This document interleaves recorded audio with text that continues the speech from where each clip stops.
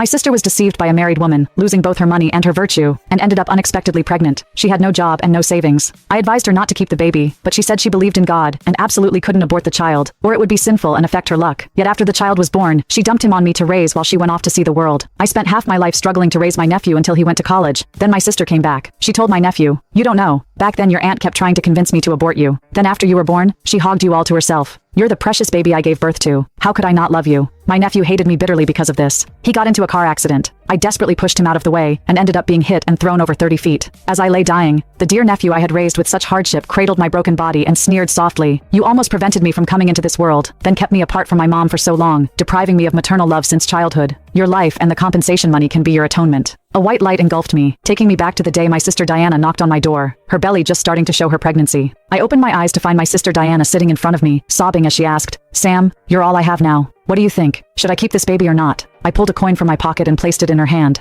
"Sis, don't you believe in God? He'll guide you to the right answer. Flip it." Diana stared at the coin in bewilderment, looking at me in disbelief. Based on her understanding of me, she expected that I would strongly advise her to terminate the pregnancy, but even if she insisted on keeping it, I would inevitably end up taking care of both her and the child. Once I became attached to the baby, she would exploit my guilt over initially suggesting an abortion to manipulate me into sacrificing everything for her. After all, this tactic had always worked for her in the past. Diana and I were only a year apart. Our parents passed away early, so we relied on relatives' support and my scholarships to get by since middle school. I knew that education was the only way to change our fate, so except for part-time jobs on weekends and holidays, I devoted every minute to studying. Hard work pays off. I consistently ranked at the top of my class and won numerous scholarships. This money was even enough to cover our daily living expenses. But Diana was different. She loved reading romance novels and always fantasized about being the Mary Sue heroine in those stories. She focused all her attention on boys, only going to school to scout for potential blue-chip stocks among her male classmates who might be worth investing in for the long term. By the time college entrance exams rolled around, knowing her grades weren't good enough for university and she could only get into a mediocre vocational school at best, her dreams of finding a campus blue-chip were shattered. So she set her sights on falling for a domineering CEO and turned her attention to the real world instead. "Sam, with my grades, do you think there's any point in continuing school? I feel like I might as well start working and save some money." With core subject scores barely over 100 points combined, I judged from our living conditions at the time that there really wasn't much point in her continuing her education, so I simply said, "Okay," not realizing I would pay a steep price for that one word for the rest of my life. When she couldn't find a suitable job, she blamed me, saying if I had supported her continuing school, she would at least have a diploma. When she couldn't find a suitable man, she also blamed me, saying if I had supported her continuing school, she wouldn't be looked down upon by the guy's family for her low education level. Out of guilt, I supported her through my work-study program in college. To save money, I didn't even dare to date.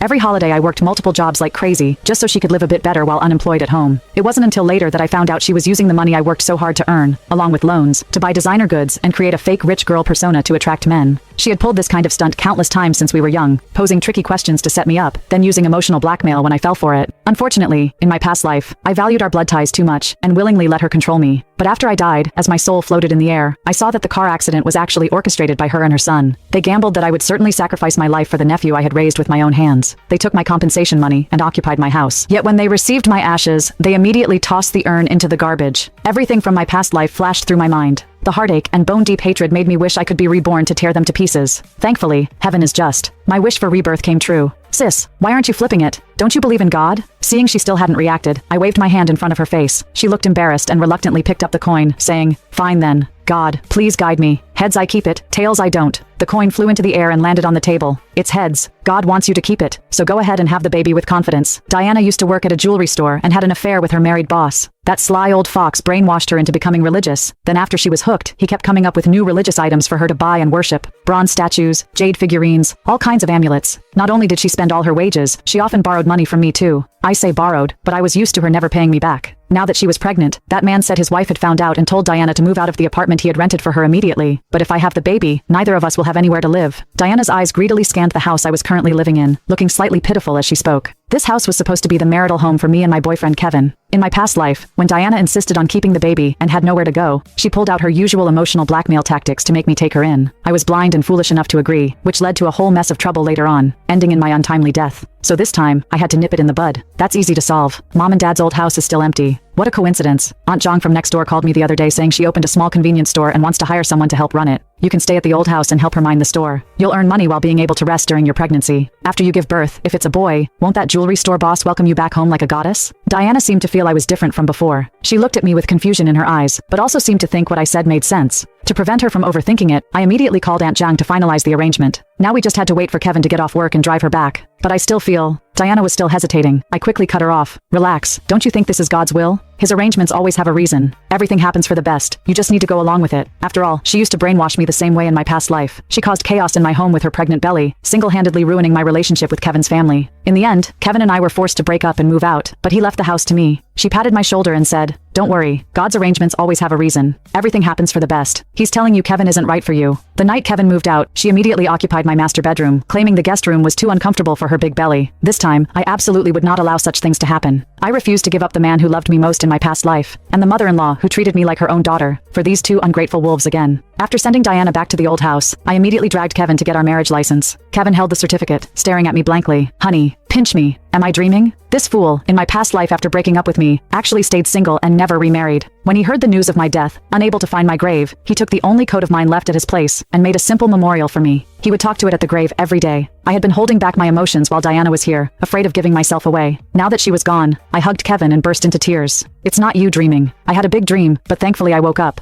I briefly told Kevin about my rebirth. At first he didn't quite believe it. I told him the company would send him on a business trip to Guangzhou in a few days, and he must go no matter what. In my past life, Diana had only been living with us for a few days when Kevin's mom came to visit. Diana went through our bedroom drawers while we were out, and his mom caught her. They got into an argument. His mom held back since Diana was pregnant, but Diana kept pushing and ended up shoving her. His mom hit her head on the table corner. As a result, Kevin had to give up the business trip opportunity to another colleague to take care of his hospitalized mother. That colleague, who was inferior to Kevin in both seniority and ability, signed a multi-million-dollar contract on the trip and got promoted upon return. He ended up suppressing Kevin at work for the next 20 years, leaving Kevin depressed and unfulfilled in his career. Sure enough, on the third day after his mother came to stay with us this time, Kevin received notice to go on the Guangzhou business trip. This time, without Diana here, I got along great with his mom, so naturally there was nothing to interfere with his trip. Now Kevin fully believed my rebirth story. He had always listened to me when we were dating, and now he was even more attentive. To our surprise, just after we sent Kevin off to the airport, we saw Diana standing at our door with her luggage. "Sam, you're finally back."